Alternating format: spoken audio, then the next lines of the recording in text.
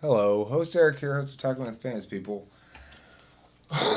And I would like to talk in this video about the nature of argumentation. I've got a guest here, by the way. His name's Ray. He's over there on the microphone, but not on camera. Not because he doesn't want to be on camera, but just because that's not how the setup is at the moment. I would be on camera, but I mean, it's just it can't happen at I'll the move moment. the camera at some point. I don't know. I mean, I just don't feel like leaning forward to move the camera right now. Hey, it's cool. Anyway, he's here, and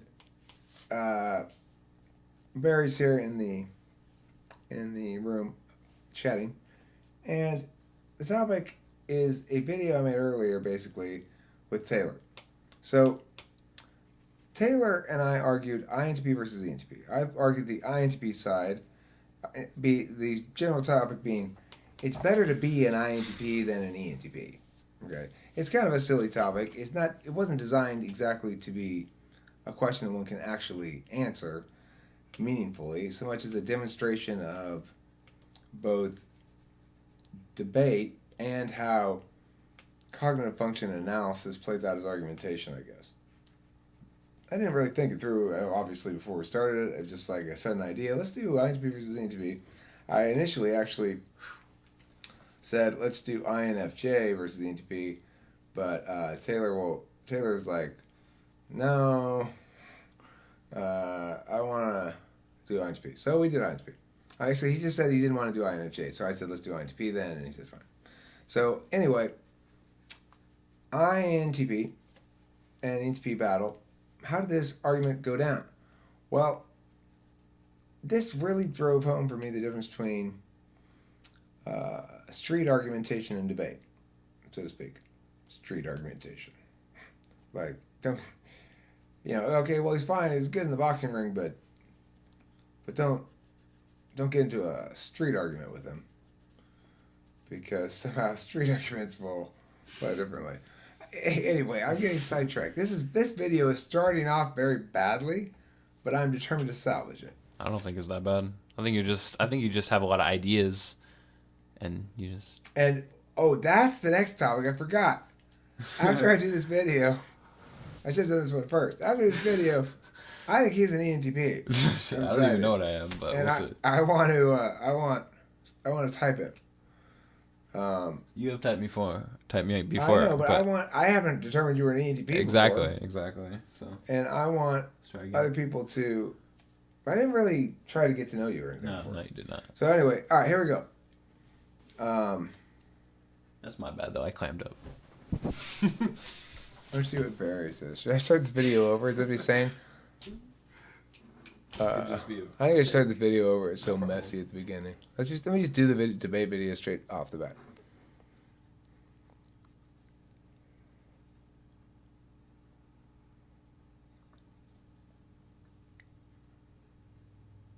Yeah, that's basically the distinction. But the thing is, I mean, if there were to be a distinction, but that's not ultimately how you actually win debate rounds either. That's a strategy, spreading people out. It's not the best strategy. In fact, it's not a particularly good strategy, because at the end of the debate round, a very simple argument beats it, which is, judges should evaluate this round, should weight the arguments based on how much argumentation they got in the round. In other words, if we barely mentioned it and it's still standing on the flow, you shouldn't put more weight into that than you should into this argument that has comprised the bulk of the actual talking in the round, because you shouldn't prioritize technical details like that over the actual discussion, the actual discourse. And that usually wins that point, almost always. If in fact one side, if it is that clear cut, right? Because there's a clear distinction between, like, one side spread people out, the other side did the better argumentation and won the more important arguments. It's like poker. You don't need to win the most arguments. You need to win the most important arguments. So, interesting comparison. Very interesting. Thank you. And anyway, what I want to say about this, now that I've said that, I'm just going to keep rolling this video. What I want to say about that, about the debate thing in general is, so Taylor, I started with a roadmap or a outlined speech, right? An outlined case. I said my framework is that we should evaluate the round on actualization. Whoever, whichever type actualizes better or quicker or something like that should win or more fully.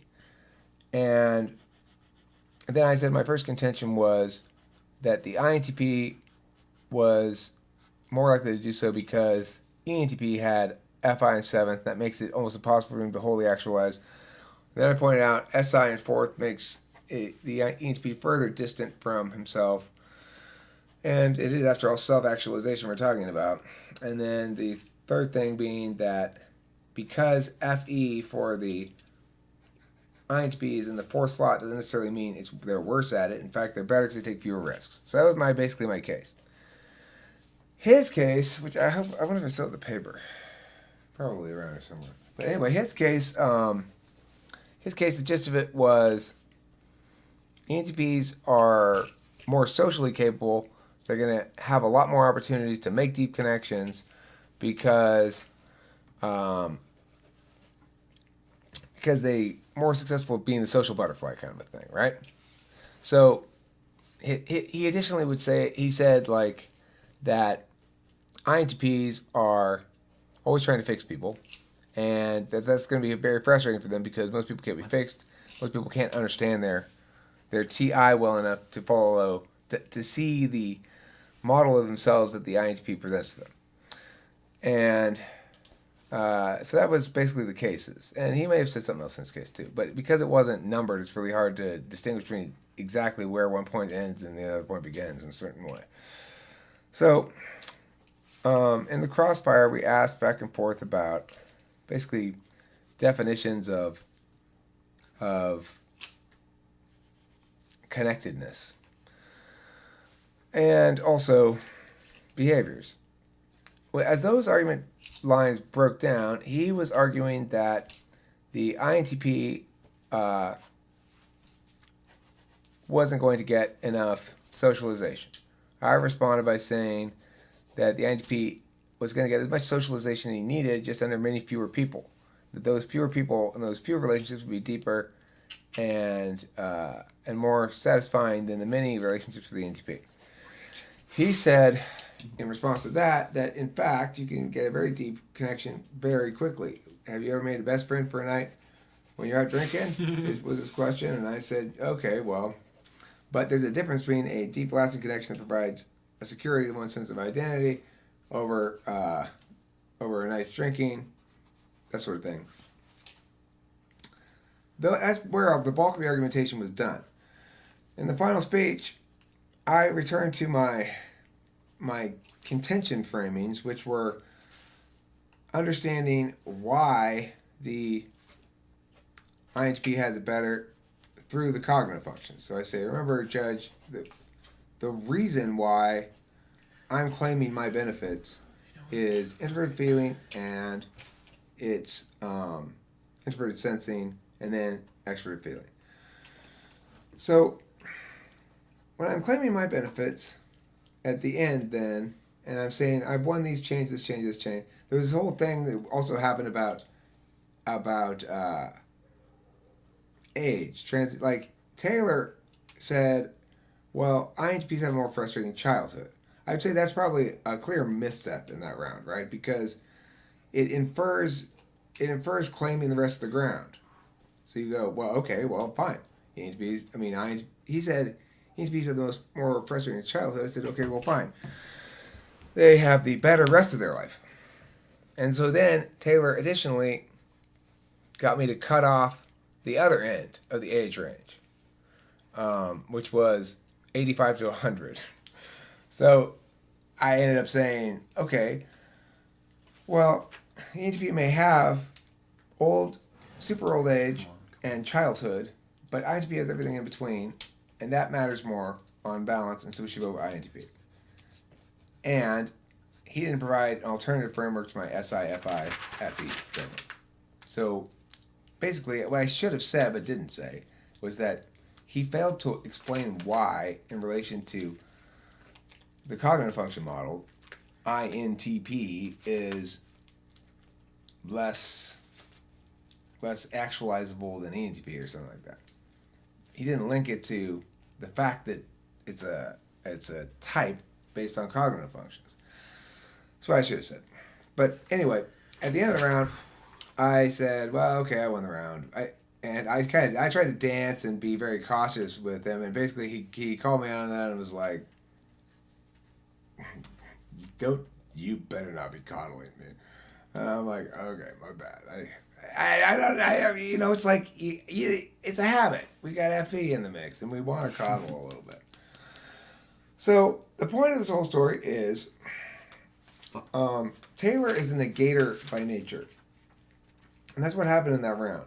He didn't want to have to defend any positions. Ideally, he wanted to negate as a natural way. I also am a natural negator, but we both had to assert things.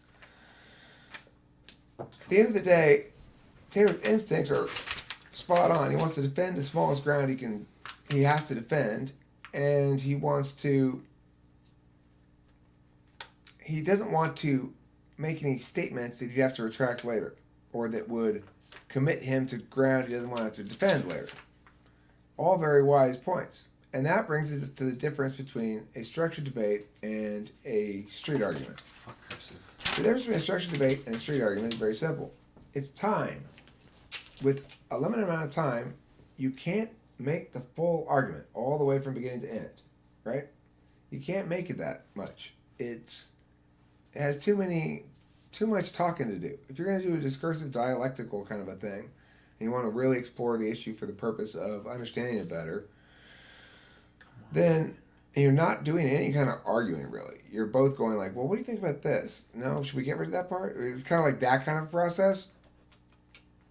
I don't remember where that line of thought was going. But the point is, with a timed round, you can put out attacks that you can see will blow up in your face beyond the boundary mark of the debate. So if you know it's going to take them too long to get there where it blows up in your face, you can run that stuff in a debate round safely. And that's something that Taylor's never had the luxury of experiencing before. Because all of his arguments are with actual people about actual things, and it's not just a sporting event. And there's a great strategic, tactical, I guess, well, more strategic actually, element to practicing those things or to experiencing those things. It's a lot of fun. It's a shitload of fun. So I understand that for a lot of people, formal debate might seem kind of stilted and arbitrary in its structures, or it might seem like you're not helping them learn anything because you're not telling them which like they aren't learning that this is the right answer, that is the wrong answer. Some people even have that attitude, or you're teaching them relativism. But I think quite the contrary. You're saying, learn to argue relativism as best you can. Learn to argue absolutism as best not as best you can. Learn to argue relativism as best it can be argued. Learn what all the strongest arguments are. Try to come up with stronger ones. Learn how to argue absolutism in the same fashion. Learn how to argue them all, and then you'll know for reals which one has the strongest arguments, because you earnestly fought on the side of those arguments when you debated it out. You've sat there and tried to convince the judge that the drug war is a great idea and that we should imprison drug users because they threaten society so much, even though it's your most reviled thing and belief that you could possibly imagine. Because you understand, you're not really making an argument, it's a sporting event. I now open up the floor to comment. Ray or Eric's biggest critic, Barry. To comment on what you were just saying. All that stuff, yeah. All that stuff. I unfortunately do not know a lot of those words where you're saying like absolutism and some things like a lot of things that you were saying. And I was very concentrated on this because I've never drawn with my left hand or written with my left hand, so I'm trying to right now. I'm trying to teach myself. because I don't know how, and I'm trying to learn how to do that right now. But I'm also trying to listen to you, but I didn't know. Right. As soon as you start saying things... Relax. Sorry. This brings me to my next topic. Ontological violence against ENTPs. Okay. So, people, I'm increasingly convinced he is one. He's increasingly reminding me of Trenton. It reminded me of Trenton, right? If you're a viewer of the show, a long-time viewer of the show, you know exactly what I'm talking about. Except he's not spiking like Trenton did. He's just FE dancing. So I'm thinking, but I still don't think he's an ENFP. No, I think he's an ENTP. And the reason is because when you see how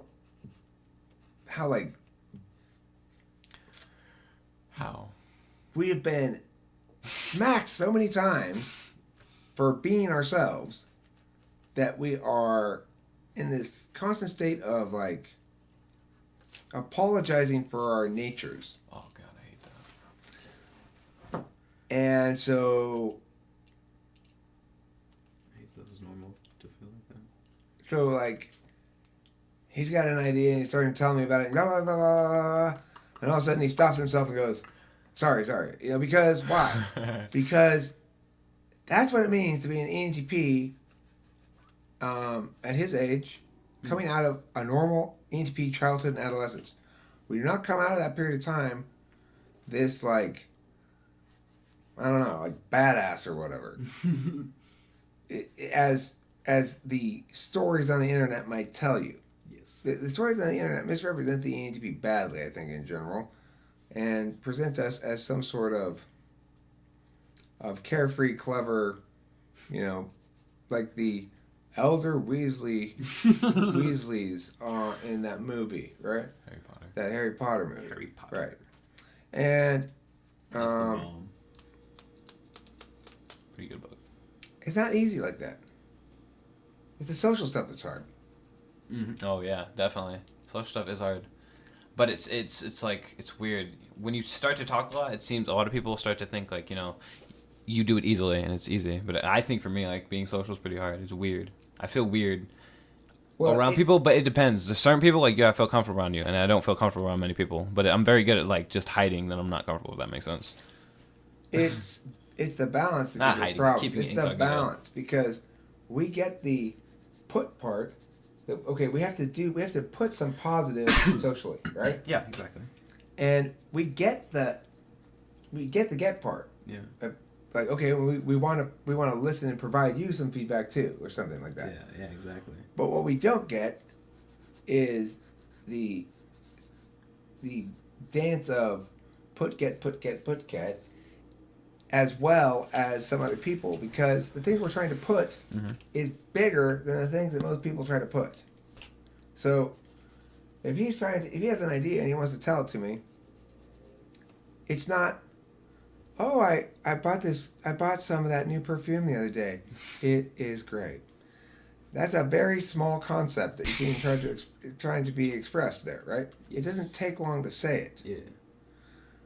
But for an NHP, first of all, the concept is complicated, probably. Second of all, as he's explaining the concept, he realizes there's some extra variables he needs to account for in the explanation. Yeah, of course. So, what we end up having to learn to do is master a certain economy of language, That's an interesting way of putting it. Very interesting. which also helps us to be good teachers eventually, because we've had to learn for basic social survival how to compress For real. paragraphs into sentences. For real though.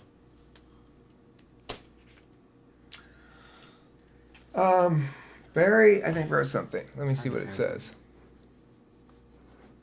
Did you write something else or no? Oh, that's the previous. Oh, there's a lot of things up there already. Sorry, Barry. Yeah, I fucking Jesus. I'm gonna use the restroom real type quick. so fast. Okay, you don't need to tell me. I'm just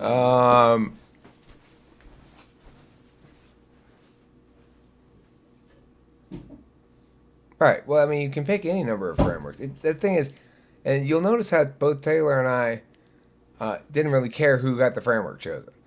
That's because neither of us thinks that we need to win the framework to win the round. Because whatever your framework is, fine. Because we both like to be reactive. And see, that's where Taylor got a little hamstrung is in a more formal setting like that, you have to be both attacking and counterattacking. You can't just counterattack.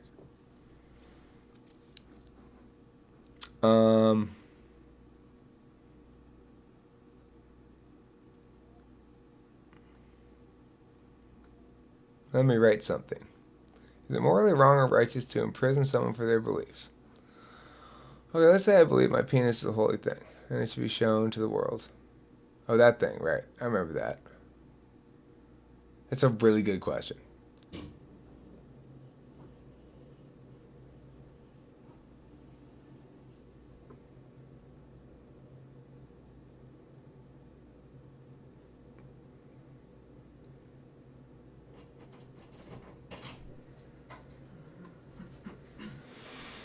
This is an interesting dilemma. I'm going to read from the top again so for the audience. Is it morally wrong or righteous to imprison someone for their beliefs? Okay, let's say I believe that my penis is a holy thing and it should be shown to the world, even to people that do not want to see it. Okay. So let's say I go to the place nuns live, or the Vatican, and show my penis around. Do you think it's fair for me to be at least detained by the officials of that city, Vatican, for example? All right. Well, my answer is going to be very different than Eric's biggest critic, Barry, I suspect. But let's read Eric's biggest critic, Barry's response. That's an interesting dilemma. The problem is one belief clashes with another belief want. Nice illustration.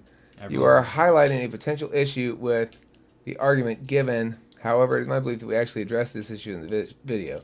A totalitarian solution in which the scenario decision allows greater total benefits approach would have to account for every factor that was altered. With these factors, one would have to define each factor's significance of effect when altered so as to contribute to a numerical total. This is done with constants, specific to each other. The fundamental issue with this, mathematically speaking, is who decides the constants. For example, say we analyze, which is impossible, every factor that changes when a new belief clashes with a pre-existing belief. This might be total happiness.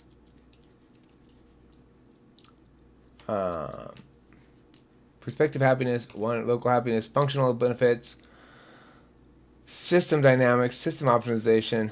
By choosing one over another, will this lead to greater total in future and many more? Now you have the basic formulation for your total. Total equals total happiness times total function. Okay, no, this is all wrong. That's all wrong. That can't possibly be how you do it. It's ridiculous. You have to do it like this. Is it morally wrong or righteous for someone to imprison someone for their beliefs? If in this scenario, What if it imposes on someone's freedom? So. the scenario is somebody thinks their penis is the holy thing is running around showing it to people. The answer is very simple. If in fact the person is doing this in public spaces where no one has an expectation of being able to determine what their eyes see, then the answer is that's okay. That person should be. Then it's wrong for anybody to punish him. This is a very specific situation, but it's as long as he never touches anybody, right? Yeah, that's true. Or interferes with their passage or anything like that. As long as he doesn't get people's way, as long as he doesn't cause any direct impact to others except for providing this unsightly sight to them. This is quite cheeky. Then it is immoral for anybody to do anything to him. And it's a very simple, cut and dry answer. And the answer to the other question is, in the Vatican or whatever, if it's on private property, then he's trespassing. And it's up to the people who are the property owners to determine if they want to prosecute that or how much, and then it's local officials will determine what the actual protocols on punishing that stuff are. Punishments occur when there are rights violations. If there are no rights violations, there should be no punishments. And it is morally wrong to impose them. So even though I don't want to see people go walking around with their penises showing me them in the world, I do not think it's acceptable for anybody to be punished for doing so until and unless he impacts more directly upon another individual citizen. Now, there's a very good reason why this framework is to be preferred as a normative framework adjudicating mechanism over any other framework. And it is because, simply put, it is the only one that meets the reciprocal burdens test. Period. Quite the sentence, buddy. Quite the sentence. So, in fact, while we can talk about these sort of moral issues as though they were mushy, we're lying when we do so.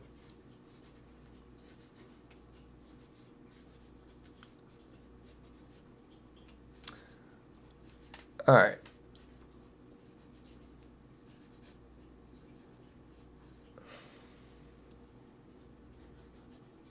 He realizes he can't explain it without any analogies. He can't realize a logical path to the point of his head.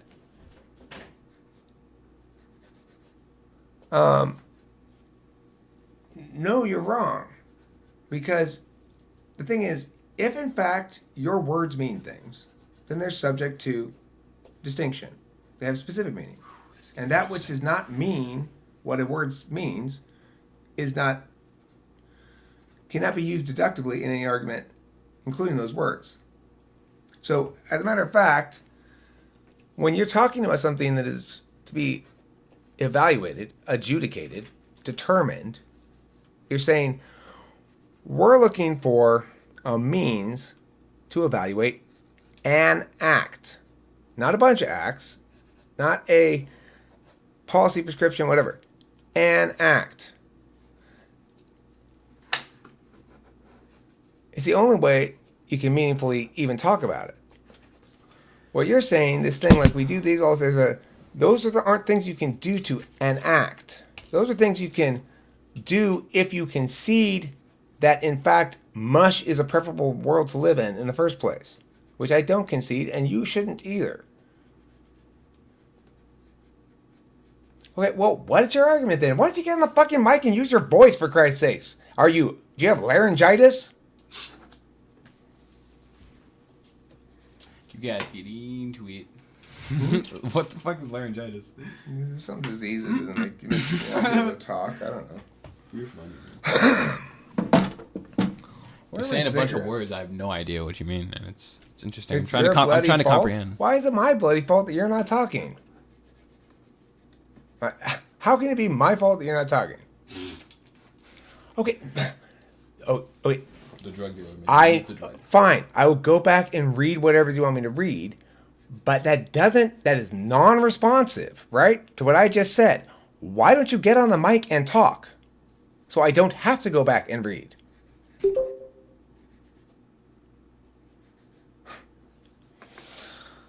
So you prefer to argue in a way that handicaps your opponent from understanding what you're saying. Is that what you're telling me? Because that's not very convincing if you're trying to tell me I'm wrong about something. If you want me to be more right, then you should facilitate the means by which I can understand you. It's fine if you don't, but, I mean, don't come in here swinging that you're winning some sort of argument when you won't even make the argument in the fastest, most efficient, and economically verbal way. I mean, there's no reason, except you don't want to, then I don't want to read. Hi, Eric.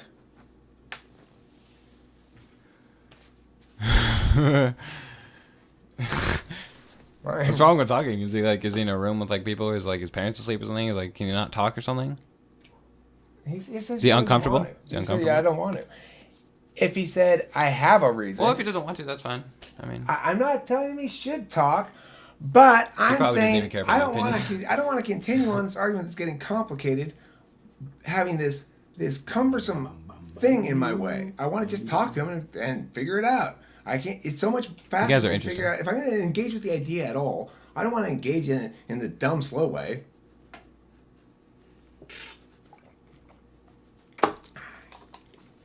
All right. Thanks for watching Talking with Fat People. we out. Next episode.